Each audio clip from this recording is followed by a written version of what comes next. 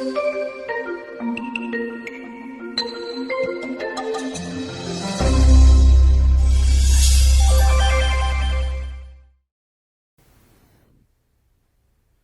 I'm Mark Duvall, President and CEO of Duvall & Associates.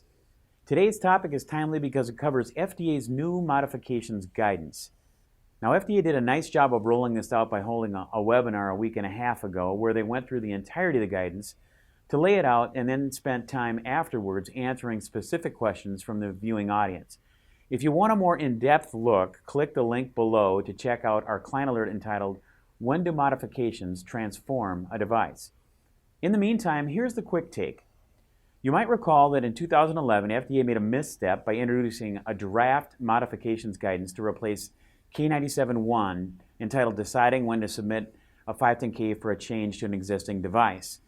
The proposed 2011 guidance called a great many, really too many modifications, a change, requiring the submission of a new 510K. Now, industry called upon Congress to actively intervene to stop FDA, which Congress did by statute. Then, in August of 2016, FDA proposed a new modifications guidance, which proved to be much more palatable to industry and was recently finalized this fall of 2017. Now, when we look at any guidance, we do two things. The first, we ask, is there fidelity to the statute and regulations? In other words, does the guidance effectuate the literal words and intent behind the statute? Or is the agency taking liberal license with its interpretation? Second, how is FDA over time actually applying it? Now, the latter takes time to judge, of course. The good part is that the new modifications guidance leaves the initial decision and process up to the manufacturer using its risk management system. This means your risk management process and the structure of your existing risk management files will now drive 510K filings. The challenging part of the guidance is that FDA uses examples found in the guidance document which illustrate when a letter to file would be appropriate and when a 510K must be filed. We agree with most examples in the proposed modifications guidance. Other examples are questionable. Only time will tell how FDA applies this guidance.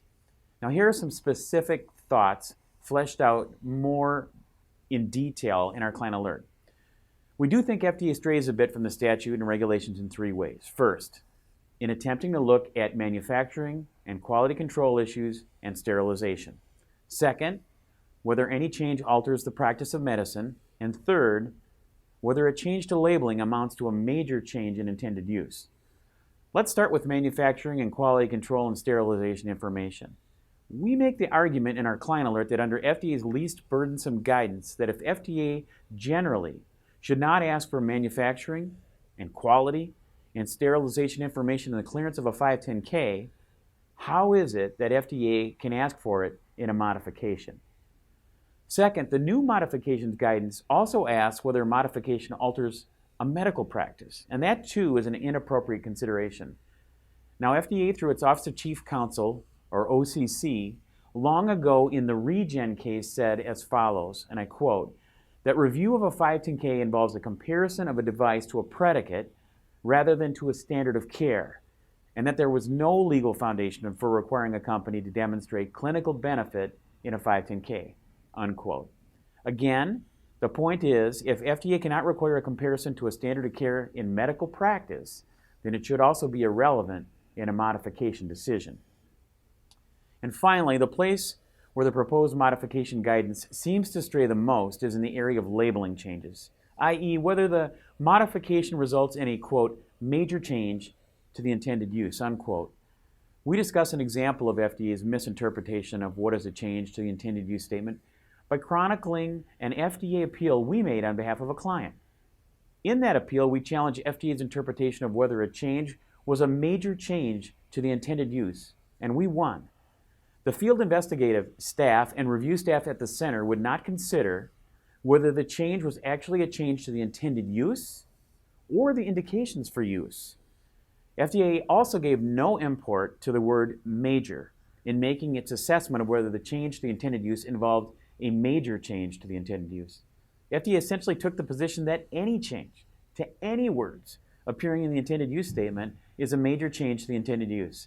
Again, we'll have to see how this guidance works, when used in real life. We expand on this discussion and our analysis in our client alert. The bottom line is FDA continues its inexorable march to attempt to regulate more. But industry's challenge of the 2011 draft has made this new modifications guidance much more palatable and workable. Only time will tell how FDA enforces against this new guidance.